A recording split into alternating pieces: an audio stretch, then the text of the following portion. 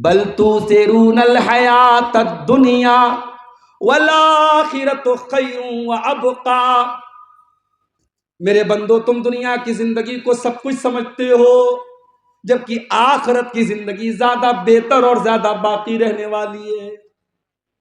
نہ دنیا کی دولت ہمیشہ رہنے والی ہے، نہ دنیا کی عورت تمہارے ہمیشہ کام دینے والی ہے، نہ دنیا کی تندرستی ہمیشہ رہنے والی ہے، نہ دنیا کا مال ہمیشہ تمہارے کام آنے والا ہے، نہ دنیا کی زمین اور جائیداد ہمیشہ تمہارے کام آنے والی ہے. جیسے ہی انتقال ہو جائے گا، دل کی دھڑکن بند ہو جائے گی، ساری زمین جائیداد تمہارے وارثوں کی ہو جائے گی، اولاد کی ہو جائے گی، بیوی کی ہو جائے گی. تم تو خالی ہاتھ دنیا سے جاؤ گے. 2 گز زمین میں تم کو دفنایا جائے گا، تم کو کفن کے سفید کپڑے میں کفنایا جائے گا، اور اس کفن میں کوئی پاکٹ بھی نہیں ہوگا، کوئی نوٹوں کی گڈی لے کے نہیں جاؤ گے، کوئی کرنسی لے کے نہیں جاؤ گے، کوئی چیک بک لے کے نہیں جاؤ گے، خالی ہاتھ دنیا سے جاؤ گے. ایک صاحب نے ایک دن مسئلہ پوچھا، مولوی صاحب گھر میں ابا کا انتقال ہو گیا ہے، اور انتقال کے بعد جب میت کو نہلانا ہوتا ہے تو میت کے باڈی پر جو کپڑا ہوتا ہے شریر پر وہ تو اتار نہیں سکتے، تو اس کو کینچی سے کاٹ دیتے. تو کہا کہ مولوی صاحب اس کپڑے کا کیا کریں؟ میں نے کہا بھائی وہ کپڑا اب تو استعمال کے لائق تو نہیں ہے، کاٹا جا چکا ہے اس کو، تو اس کپڑے کو آپ کہیں پھینک دیجئے، ڈسٹرائے کر دیجئے، نشٹ کر دیجئے. اس کپڑے سے کوئی تبرک حاصل تھوڑی کرنا ہے، اور وہ کپڑا کوئی منحوس کپڑا بھی نہیں ہے. آپ چاہیں تو اس کو رکھ لیں اگر کوئی کام کی چیز، ورنہ پھینک دیجئے، کوئی مسئلہ ہی نہیں ہے اس کا. لیکن آپ سوچو میرے پیارے ساتھی، آج ہماری عورتیں بڑے شوق سے اپنی سہیلیوں کو بتاتی، اپنی دیورانی جیٹھانی اپنی دیورانی کو بتاتی، دیکھ میرے پاس اتنی ساڑی ہے، اتنے سوٹ ہیں، اتنا جو ہے میرے پاس فلاں کپڑا ہے. ہائے ہائے ہائے. اور انسان مرتا ہے اتنا مجبور ہے کہ اس کی باڈی سے کپڑا کینچی سے کاٹ کے اتارا جا رہا ہے. اے انسان تو صرف اپنی موت پر غور کر تو شاید تو دنیا سے دل لگانا چھوڑ دے. دنیا میں آپ نہانے جاتے ہیں، جاڑے کا موسم آیا، گیزر لگا دیا ہے. میں کہیں جاتا ہوں اس سردی کے موسم میں تو لوگوں باتھ روم میں بھائی گیزر لگائے، نہیں لگا تو گرم پانی لاؤ، ٹھنڈے پانی سے نہیں نہا سکتے. سفر میں گلا بیٹھ جائے گا، سردی زکام ہو جائے گی، تقریر کرنا ہے. اللہ اکبر. مرنے کے بعد کون پوچھتا ہے بھائی؟ مرنے کے بعد کون پوچھتا ہے کہ گرم پانی سے نہانا ہے کہ ٹھنڈے پانی سے نہانا ہے؟ زندگی بھر ہمیشہ گیزر کے پانی سے نہاتا رہا. آج نہلانے والا نہیں پوچھ رہا ہے کہ تجھے ٹھنڈے سے نہلاؤں کہ گرم سے نہلاؤں. دنیا میں اپنے پسند کے صابن سے نہاتا رہا، لائف بوائے سے نہاتا رہا، ڈف سے نہاتا رہا، بال پر پسند کا شیمپو لگاتا رہا، چہرے پر فیس واش لگاتا رہا، داڑھی پر سیرم لگاتا رہا، باڈی پر لوشن لگاتا رہا. آج مرنے کے بعد تجھے دوسرے نہلا رہے ہیں. کوئی تیری گندگی صاف کر رہا ہے، کوئی تیرے بدن پہ پانی ڈال رہا ہے، کوئی تجھے کفن کا کپڑا کفنا رہا ہے، اور نہلانے کے بعد کفنانے کے بعد اپنی فارچونر پہ چلنے والا، اپنی روف ٹاپ والی گاڑی سے سر نکال کے دنیا کو اپنی شان شوکت دکھانے والا آج جب مر گیا ہے، جنازہ نکلا ہے تو 4 لوگوں کے کندھے پہ سوار ہو کے قبرستان جا رہا ہے، اور دنیا کو یہ پیغام دے رہا ہے، او لوگوں بہت میں نے زندگی گزار لی، اب اپنا عمل لے کر کے اللہ کے پاس جا رہا ہوں، اپنی نیکی لے کے اللہ کے پاس جا رہا ہوں، اپنا گناہ لے کے اللہ کے پاس جا رہا ہوں. اب نہ قبر میں تم میرے کام آؤ گے، نہ قیامت کے دن تم میرے کام آؤ گے. قبر میں اتارا جا رہا ہے. بیٹے کی آنکھوں سے آنسو بہ رہے ہیں، باپ کا جنازہ ہے. بھائی کی آنکھوں سے آنسو بہ رہے ہیں، بھائی کا جنازہ ہے. مگر بھائی اپنے باپ کے ساتھ قبر میں اپنے بھائی کے ساتھ سونے کو تیار نہیں ہے. بیٹا اپنے باپ کے ساتھ جنازے کے ساتھ سونے کو تیار نہیں ہے. ارے سونا تو بہت دور کی بات ہے، 24 گھنٹے سے زیادہ کوئی ڈیڈ باڈی نہیں رکھتا ہے، کوئی شریر کو نہیں رکھتا ہے. ارے جلدی سے دفنا دو ورنہ باڈی میں سے مہک آنے لگے گی، بدبو آنے لگے گی. اور جس حساب سے آن لائن کا دور چل رہا ہے، میرا جملہ نوٹ کر لیجئے، آنے والے 10-20 سالوں کے بعد یہ بھی ہوگا.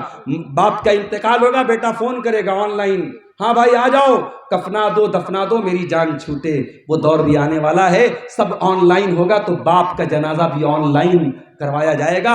کوئی امام صاحب پیسہ لے کے جنازہ پڑھا دیں گے، کوئی قبر بنانے والا قبر میں بیٹا بس گھر میں بیٹھ کے دعا کر دے گا، وہ پتہ نہیں دعا بھی کرے گا کہ نہیں کرے گا۔ اسی لیے میں کہتا ہوں اپنی اولاد میں سے کسی ایک بچے کو عالم بناؤ۔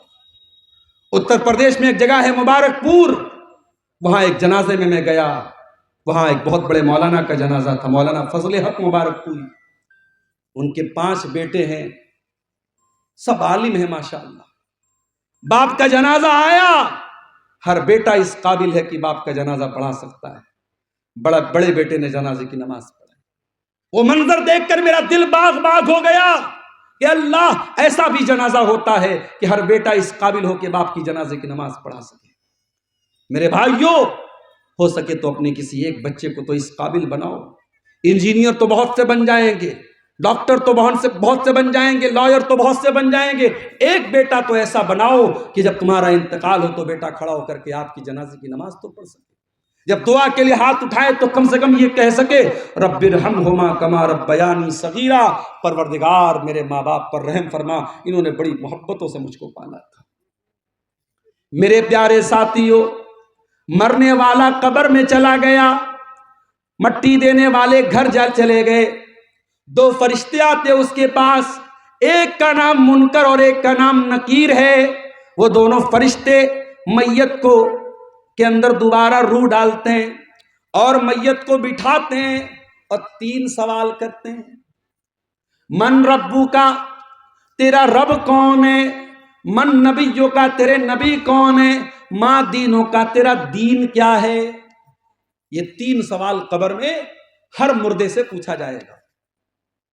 اب اگر بندہ مومن ہوگا اور پکا توحید والا ہوگا، صحیح عمل کرنے والا ہوگا، وہ کہے گا میرا رب اللہ ہے، میرا دین اسلام ہے اور میرے نبی محمد صلی اللہ علیہ وسلم ہے۔ فرشتہ پوچھے گا تجھے ان 3 سوالوں کا جواب کیسے پتا چلا؟ بندہ کہے گا قرأت کتاب اللہ فآمنت بہ وصدقت بہ، میں نے اللہ کی کتاب کو پڑھا تھا، میں نے قرآن کو پڑھا تھا، I have knowledge of the قرآن، میرے پاس قرآن کا علم تھا۔ پتہ یہ چلا سائنس قبر میں کام نہیں آئے گی، میتھمیٹکس قبر میں کام نہیں آئے گی، جغرافیہ کی کتابیں قبر میں کام نہیں آئیں گی، وگیان کی کتابیں قبر میں کام نہیں آئیں گی۔ قبر میں اگر کام آئے گا تو قرآن اور حدیث کا علم کام آئے گا، جس کو ہم اور آپ حقیر سمجھتے ہیں۔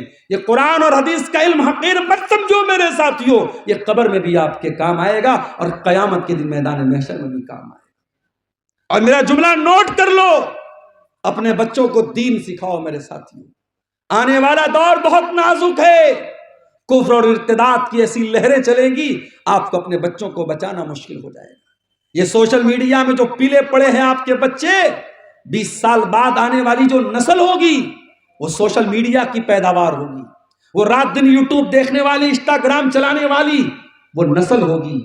وہ نسل اللہ کو مانے گی کہ نہیں مانے گی؟ وہ قیامت کو مانے گی کہ نہیں مانے گی؟ ہر بات پر کوسچن کرنے والی نسل کوسچن کرے گی اللہ کون ہے؟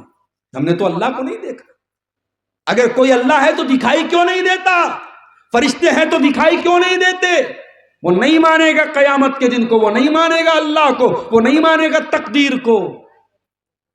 وہ دور آئے گا، اور جب وہ دور آئے گا تو ہمیں کیا کرنا ہے؟ نبی نے فرمایا لا یزال الناس یتساءلون، ایک زمانہ آئے گا لوگ بہت زیادہ سوال کریں گے، بہت زیادہ سوال کریں گے، اچھا سوال کریں گے، خراب سوال بھی کریں گے، یہاں تک کہ یہ بھی سوال کیا جائے گا خلق اللہ کل شیء، ہر چیز کو اللہ نے پیدا کیا، فمن خلق اللہ، تو اللہ کو کس نے پیدا کیا؟ ہو کریٹڈ اللہ، اللہ created everything, then who created اللہ، اللہ نے ہر چیز کو پیدا کیا تو اللہ کو کس نے پیدا کیا؟ یہ کوسچن دماغ میں آئے گا۔ جب یہ کوسچن دماغ میں آئے تو پیارے رسول نے کیا کہا؟ فَلْيَتَعَوَّذْ بِاللَّهِ، اللہ سے، اللہ کی پناہ طلب کرو شیطان مردود سے۔ یہ سوال تمہارے دماغ میں ڈالنے والا شیطان مردود ہے، تم فوراً اعوذ باللہ من الشیطان الرجیم پڑھو اور یہ خیال اپنے دماغ سے نکال دو۔ وہ دور آنے والا ہے میرے ساتھ، بچا لو اپنی آنے والی نسلوں کو. بچوں کو کاروبار سکھاتے ہو, بچوں کو کھیتی سکھاتے ہو, بچوں کو بزنس سکھاتے ہو, بچوں کو پیسہ کمانا سکھاتے ہو, بچوں کو یہ بھی سکھاؤ اللہ کون ہے. اور جب بچے یہ جان جائیں گے اللہ کون ہے تو انشاءاللہ وہ گناہ کے قریب نہیں جائیں گے. جس کو یہ پتہ لگ جائے اللہ کون ہے وہ پاپ نہیں کرے گا, وہ گناہ نہیں کرے گا. کسی نے مجھے بتایا کہ سورا ڈانگی کے جلسے میں سی سی ٹی وی کیمرہ لگا ہے. کیوں لگا ہے بھائی سی سی ٹی وی کیمرہ؟ اسی لیے تو لگا ہے کہ کوئی اپریہ گھٹنا نہ ہو, کوئی غلط اگر واقعہ ہوتا ہے تو کیمرے میں ریکارڈ ہو جائے گا, پکڑا جائے گا جو جس نے غلط کام کیا ہے. دنیا میں کیمرہ لگا ہے تو گھٹنائیں نہیں ہوتی ہیں, اپرادھ نہیں ہوتا ہے. آج دیکھیے دلی میں کوئی گھٹنا ہوتی ہے کیمرے میں ریکارڈ ہو جاتی ہے, ہر جگہ سڑکوں پر کیمرے لگ گئے ہیں. اگر دنیا کے لگے ہوئے کیمرے سے اپرادھ کم ہو سکتا ہے تو جس کے دل میں اللہ کے کیمرے کا ڈر پیدا ہو جائے. اللہ کا کیمرہ بھی تو لگا ہے ہر جگہ. یعلم خائنۃ الاعین وما تخفی الصدور. اللہ تمہاری آنکھوں کی چوری کو بھی جانتا ہے, تمہارے دل کے بھید کو بھی جانتا ہے. انہ علیم بذات الصدور. وہ تمہارے سینوں میں چھپے ہوئے بھید کو بھی جانتا ہے. الم یعلم بان اللہ یرا. اے انسان کیا تو نہیں جانتا اللہ سب دیکھ رہا ہے. ما یلفظ من قول الا لدیہ رقیب عتید. تیرے زبان سے جو لفظ نکلتا ہے ایک فرشتہ سب ریکارڈ کر رہا ہے. وَإِنَّ عَلَيْكُمْ لَحَافِظِينَ كِرَامًا كَاتِبِينَ يَعْلَمُونَ مَا تَفْعَلُونَ. او لوگو, ہم نے تمہاری ایکٹیویٹیز کو ریکارڈ کرنے کے لیے کرامن کاتبین کو مقرر کر دیا ہے جو تمہاری ایک ایک ایکٹیویٹی کو لکھ رہے ہیں. فرشتے سب ریکارڈ کر رہے ہیں میرے ساتھ. اللہ کا کیمرہ, اس کا ڈر جب آپ کے بچے کے اندر پیدا ہوگا وہ آٹومیٹک گناہوں سے بچے گا. اسی لیے حضرت لقمان اپنے بچے سے کہتے ہیں یا بنیا انہا ان تک مثقال حبۃ من خردل فتکن فی صخرۃ او فی السماوات او فی الارض یأت بها اللہ. اے میرے بچے, ایک رائی کے دانے کے برابر بھی کوئی چیز ہوگی, آسمانوں میں کہیں ہوگی, زمین میں کہیں ہوگی, کسی چٹان کے اندر ہوگی, اللہ اس کو سامنے لے آئے گا. اللہ سے کیسے بچ پاؤ گے میرے پیارے ساتھ. ایک صحابی اللہ کے نبی کے پاس آئے, اے اللہ کے رسول میرے کچھ غلام ہیں, میں ان کو مارتا ہوں پیٹتا ہوں. آپ نے پوچھا کیوں مارتے ہو؟ کہا اے اللہ کے نبی بڑی بدتمیزی کرتے ہیں, بڑی بدتمیزی کرتے ہیں, بڑی نافرمانی کرتے ہیں, جب میری نافرمانی کرتے میں مار دیتا ہوں. اے اللہ کے نبی اپنے غلاموں کو میں مار دیتا ہوں, پیٹ دیتا ہوں, مجھے عذاب تو نہیں ہوگا؟ آپ نے فرمایا اے میرے صحابی, جو تیرے غلام تیری نافرمانی کرتے ہیں قیامت کے دن اس کو بھی کیلکولیٹ کیا جائے گا, اس کو بھی تولا جائے گا, اس کو بھی ناپا جائے گا, اور تو جو سزا دیتا ہے اس کو بھی کیلکولیٹ کیا جائے گا.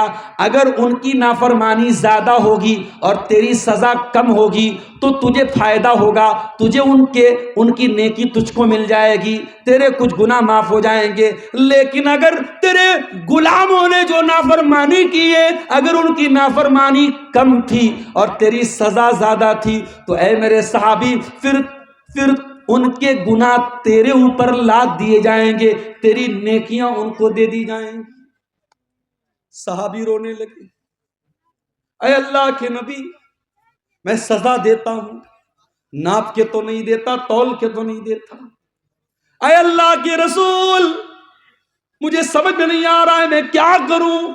وہ غلام ہے, وہ غلطی کرتے, نافرمانی کرتے, میں سزا دے دیتا ہوں, اور آپ اتنی خطرناک بات کر رہے ہیں, اتنا بڑا رسک میں کیسے لے سکتا ہوں. صحابی دہاڑے مار مار کے رونے لگے اور کہنے لگے اے اللہ کے نبی میں آپ کو گواہ بنا کے کہتا ہوں میں ان کو آزاد کر رہا ہوں, میں اتنا بڑا رسک نہیں لے سکتا, میں اتنا بڑا خطرہ نہیں لے سکتا. اے اللہ کے نبی میرے پاس کوئی چارہ نہیں, میں ان کو آزاد کرتا ہوں. آپ نے فرمایا اے میرے صحابی کیا تو نے قرآن کی یہ آیت نہیں پڑھی وَنَزَعُ الْمَوَازِينَ الْقِسْطَ لِيَوْمِ الْقِيَامَةِ. ہم قیامت کے کے دن انصاف کا ترازو رکھیں گے. فلا تظلم نفس شیئا، اور قیامت کے دن کسی کے ساتھ کوئی ظلم نہیں ہوگا. وَإِن كَانَ مِثْقَالَ حَبَّةٍ مِّنْ خَرْدَلٍ أَتَيْنَا بِهَا، ایک رائی کے دانے کے برابر بھی کوئی چیز ہوگی تو سامنے آ جائے. میرے نوجوانوں، وہ چیز آپ کے اندر تبھی پیدا ہوگی جب آپ اللہ کو جانیں گے. اور اسی لیے قرآن کہتا ہے انما یخشی اللہ من عبادہ العلماء، اللہ سے حقیقت میں وہ ڈرتے ہیں جو علماء ہوتے ہیں. علماء کا مطلب صرف وہی لوگ نہیں جن کے پاس مدرسوں کی ڈگری ہو، آپ بھی علماء میں شمار ہو سکتے ہیں.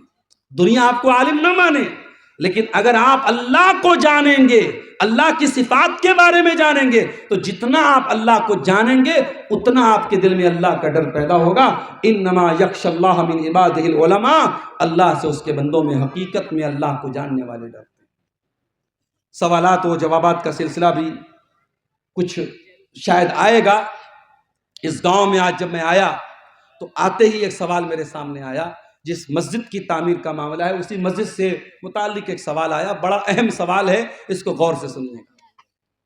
مسجد کی زمین جن لوگوں نے وقف کی ہے، دان کی ہے، ان کے آباء و اجداد میں سے کسی کی قبر بھی ہے وہاں پہ، اور وہ جو قبر ہے وہ مسجد کی باؤنڈری کے اندر ہے.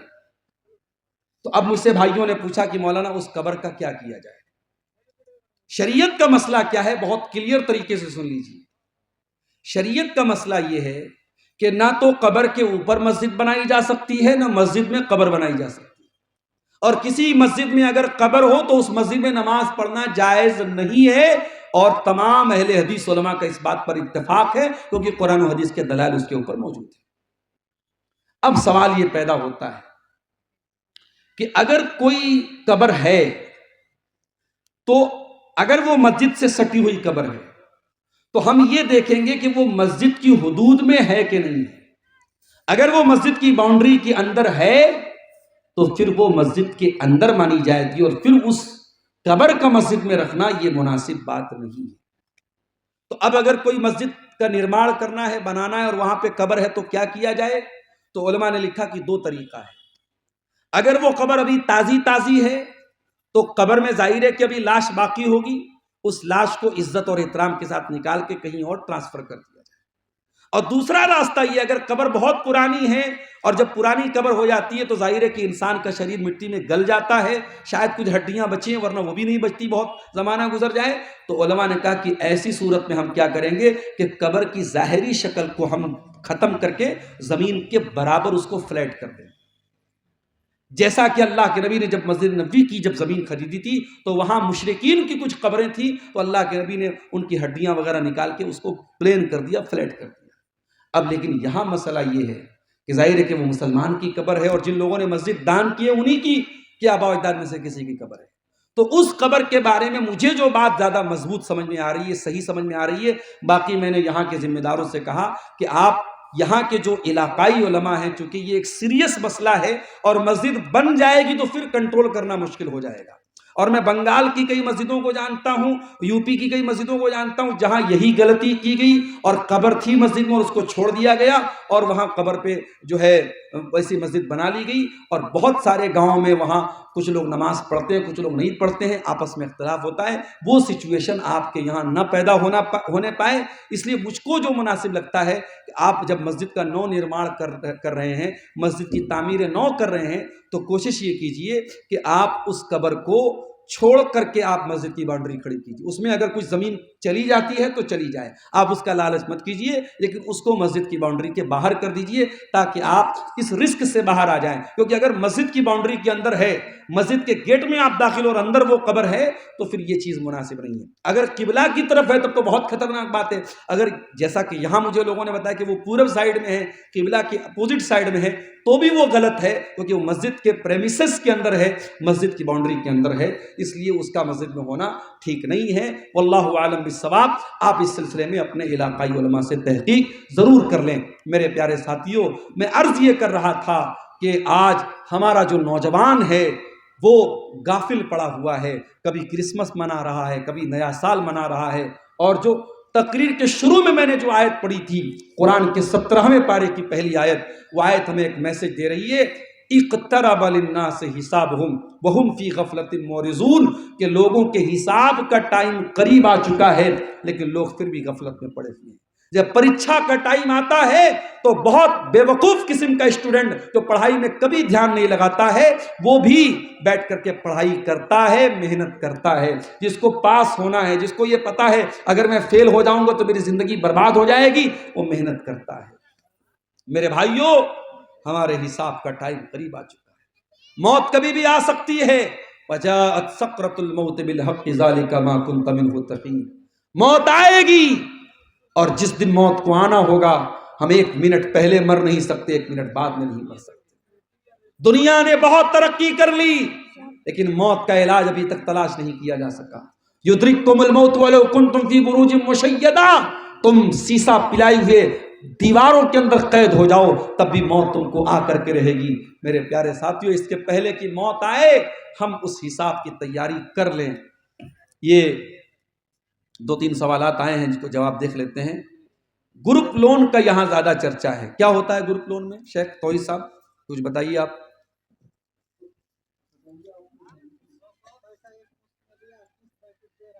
ایک بات، موٹی موٹی بات آپ سمجھ لیجیے، شریعت میں پیسے کے بدلے اگر ہم پیسہ لے رہے ہیں تو اس میں کمی اور بیشی کر کے نہیں لے سکتے۔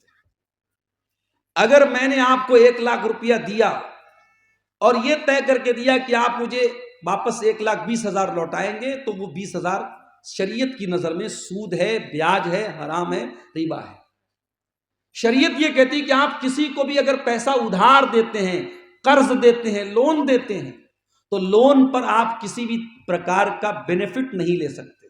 اسی لیے اگر آپ کوئی سامان گروی رکھتے ہیں کسی کے پاس تو گروی سامان رکھ کر کے جو آپ کو لون دے رہا ہے اس گروی سامان سے اگر وہ بینیفٹ اٹھا رہا ہے تو وہ بھی سود میں آتا ہے، وہ بھی حرام ہے۔ اس لیے بہت ساری جگہوں پہ کیا ہوتا ہے کہ مکان لوگ کسی کو کرائے پہ دیتے ہیں تو اس کی شکل کیا ہے کہ 10 لاکھ روپیہ وہ ایڈوانس لے لیتے ہیں پورا، اور اس کو مکان رہنے کے لیے دے دیتے ہیں۔ اب وہ 2 سال 4 سال 5 سال لیتا ہے اور پھر جب جانے لگتا ہے وہ 10 لاکھ اٹھا کے واپس دیتے ہیں۔ علماء نے اس کو بھی حرام کہا ہے، یہ بھی سود کی ایک شکل ہے۔ کیوں؟ کیونکہ آپ نے 10 لاکھ کے بدلے 10 ہی لاکھ دیا ہے، مگر بینیفٹ کیا آپ نے اٹھایا؟ مکان میں رہنے کا بینیفٹ آپ نے اٹھایا۔ تو قرض پہ کسی بھی پرکار کا بینیفٹ اٹھانا یہ اسلام میں جائز نہیں ہے۔ امام ابو حنیفہ رحمۃ اللہ علیہ نے ایک آدمی کو قرضہ دیا اور وہ قرضہ نہیں لوٹا رہا تھا۔ امام صاحب ایک دن اس سے ملنے کے لیے، گرمی کا موسم تھا اور اس آدمی کے گھر کے دروازے کے اندر پیڑ وغیرہ لگے ہوئے تھے اور ٹھنڈا پانی بھی وہاں پر تھا۔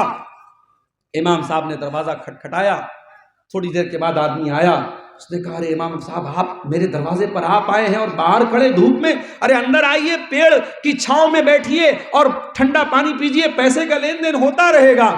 امام صاحب نے کہا معاف کرنا، تم سے میرا جو سمبند اور تعلق تھا وہ اپنی جگہ ہے، اس وقت میں تم سے قرضہ لینے آیا ہوں اور شریعت یہ کہتی ہے کہ قرضے پر کسی پرکار کا منافع نہیں لے سکتے، میں تم سے قرضہ لینے آیا ہوں۔ اگر میں تمہارے گھر کے پیڑ کی چھاؤں میں بیٹھتا ہوں اور تمہارے گھر کا ٹھنڈا پانی پیتا ہوں تو یہ بھی مجھے ڈر ہے کہیں سود میں شامل نہ ہو جائے۔ میرے پیارے ساتھیوں، یہ اسلام کا قانون ہے، اور آج بڑے دھڑلے سے، اور مجھے افسوس ہوتا ہے بہار اور جھارکھنڈ میں بہت چھوٹی چھوٹی رقم، جبکہ لوگ چاہیں تو آپس میں کوئی ایسی کمیٹی بنا سکتے ہیں جو بغیر انٹرسٹ کے لوگوں کو قرضہ دے، کوئی گارنٹی لے لے، کوئی چیز لے لے کہ بغیر انٹرسٹ کے قرضہ دے۔ آج 10-10 ہزار کا اماؤنٹ مسلمان اپنے مسلمان بھائی کو سود پر دے رہا ہے، مسلمان سے سود کما رہا ہے۔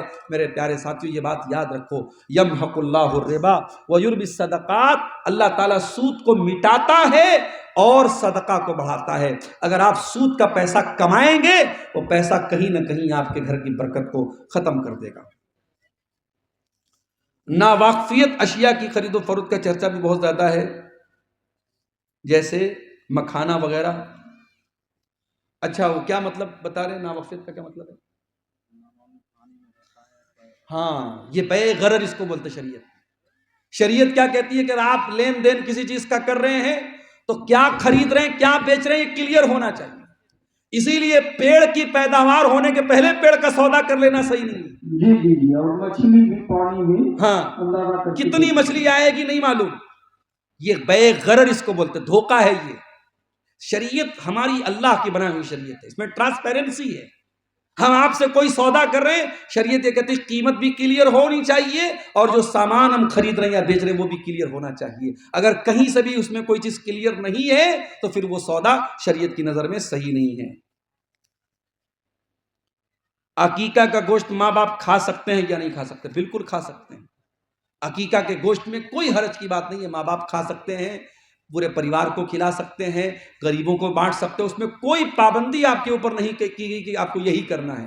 آپ اپنی مرضی کے مالک ہیں. اصل چیز کیا ہے؟ اللہ کے نام پہ ایک جانور ذبح ہونا چاہیے جو شریعت کی کنڈیشن کے مطابق ہو اور وہ عقیقہ کی نیت سے ذبح ہونا چاہیے. بس اس میں کوئی ایسا مسئلہ نہیں کہ ماں باپ نہیں کھا سکتے، بالکل کھا سکتے ہیں. واللہ اعلم بالصواب. میت کا اعلان مسجد کے مائک سے کرنا کیسا ہے؟ آج کے خطبے میں کسی عالم نے کہا کہ یہ بدعت ہے اور اس مسئلے کو لے کر گاؤں میں بہت ہلچل ہے. دیکھیے حدیث میں میت کا اعلان دور جاہلیت کے طریقے سے جو ہوتا تھا اس کو اللہ کے نبی نے منع کیا ہے. اطلاع دینے کے لیے اگر اعلان کیا جائے تو وہ منع نہیں ہے. بھئی آج گاؤں میں تمام لوگوں کو معلوم ہو جاتا ہے مسجد کے مائک سے اعلان ہوتا ہے، اس میں کیا حرج کی بات ہے؟ اس میں تو نہیں. وہ دور جاہلیت میں نوحہ کے طریقے پر میت کا نام لے لے کر اس کی خوبی بیان کر کر کے جو ہے اعلان ہوتا تھا، اس کو اللہ کے نبی نے منع کیا ہے. لیکن آج ہمارے یہاں جو میت کا اعلان ہوتا ہے وہ صرف اطلاع دینے کے لیے، انفارمیشن، سوچنا دینے کے لیے ہوتا ہے. اس میں انشاءاللہ کوئی حرج کی بات نہیں ہے. لیکن ہاں ایک بات کہوں گا کہ اگر میت کا اعلان بغیر مائک کے ہو سکتا ہے یا گاؤں کی ایک مسجد سے ہو گیا، سارے گاؤں کو پتہ لگ گیا. ہمارے بنارس کی میں بات بتاؤں، ایک محلے میں 10 مسجد ہے اور 10 قریب میں ہیں، 10 سے اعلان ہو رہا ہے حاجی صاحب کا انتقال ہو گیا، حاجی صاحب کا انتقال. سنتے سنتے کان پک جاتا ہے. 15 منٹ کے اندر 10 مسجدوں میں اعلان ہوتا ہے. تو یہ چیز تھوڑی غلط ہے کہ یہ بہت زیادہ ہو رہا ہے. لیکن اطلاع دینے کے لیے اگر مسجد میں اعلان ہوتا ہے تو اس کو اتنا بڑا ایشو بنانا ٹھیک نہیں ہے. واللہ اعلم بالصواب.